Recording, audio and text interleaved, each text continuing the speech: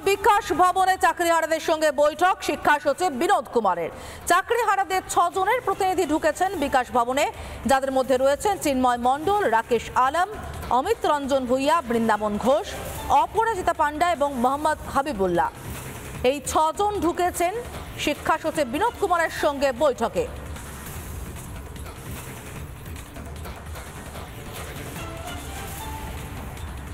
আমাদের মূল দাবি সেটা হচ্ছে একবার যোগ্যতার প্রমাণ দিয়ে যে চাকরি আমরা পেয়েছি সেই চাকরি পুনর্বহালের জন্য আমরা পুনরায় যোগ্যতার পরীক্ষা দিতে চাই না। এটাই আমাদের প্রধান দাবি। একদম শুরু থেকেই আমরা এইটা চেয়েই আসছি যে যোগ্য অযোগ্য যে আলাদা করতে হবে, শুধুমাত্র তাই নয়, সার্টিফাইড লিস্ট জমা দিতে হবে। কিন্তু আমরা এতদিন ধরে দেখে আসছি কোনোভাবেই তো সেই সঠিক সময়ে সেটা জমা দেওয়া হয়নি। হয়তো এখনও আমাদের সার্টিফাইড লিস্ট যোগ্যদের জমা দিলে আমাদের একটা বাঁচার সম্ভাবনা আছে।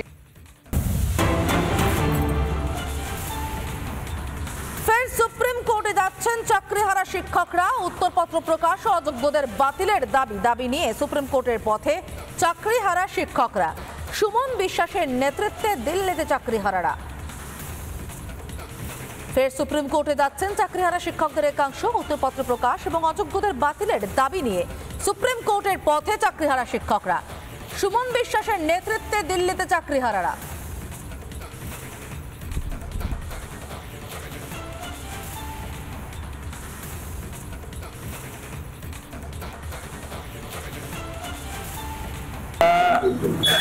গতকাল কেন তারা 2-3 দিন আগে থেকেই রাজ্যের বিভিন্ন রাজনৈতিক দল,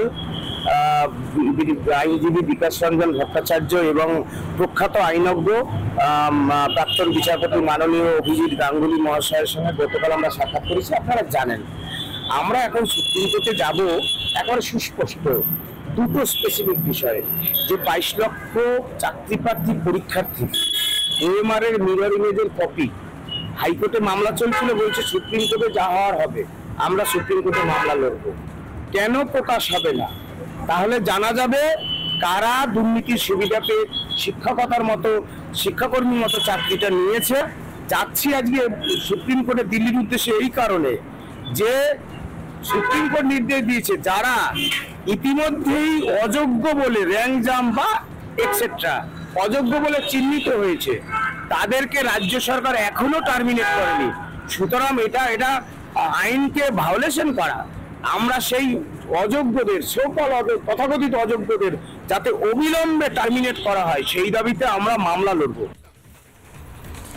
বিজেপির সাংসদ অভিজিৎ গাঙ্গুলি কি বলছেন আমরা শুনবো এবং একই সঙ্গে শুনে নেব কংগ্রেস নেতা অধীর চৌধুরীর বক্তব্য।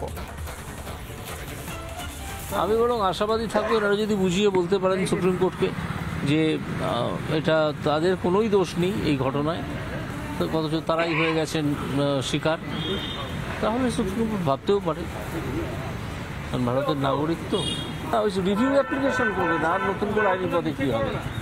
রিভিউ অ্যাপ্লিকেশনে যদি সুপ্রিম কোর্ট মনে করে সুপ্রিম কোর্ট শুনতে পারে।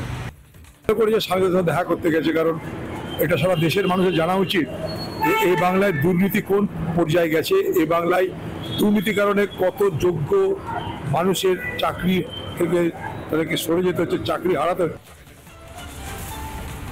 চাকরিহারারা একদিকে সুপ্রিম কোর্টে যাচ্ছেন, অন্যদিকে তারা বিক্ষোভ দেখাচ্ছেন, লাগাতার মাটি কামড়ে পড়ে থেকে নাছোড় লড়াই চালিয়ে যাচ্ছেন।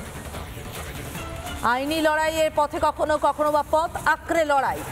লাগাতার চাকরিহারারা বিক্ষোভ চালিয়ে যাচ্ছেন তাদের চাকরি ফেরত পাওয়ার আশায়। বিকাশ ভবনের ছবি দেখতে পাচ্ছেন, যেখানে শিক্ষা সচিবের সঙ্গে বৈঠকে চাকরিহারারা, অন্যদিকে চাকরিহারাদের আরেকটি অংশ সুপ্রিম কোর্টের পথে। এক অংশ পথ আঁকড়ে লড়াইয়ে, আর এক অংশ আইনি লড়াইয়ের পথে।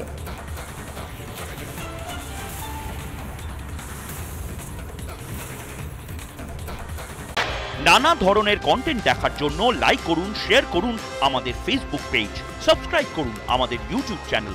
পাশাপাশি অন্যান্য ব্রেকিং নিউজের জন্য অবশ্যই চোখ রাখুন রিপাবলিক বাংলায়।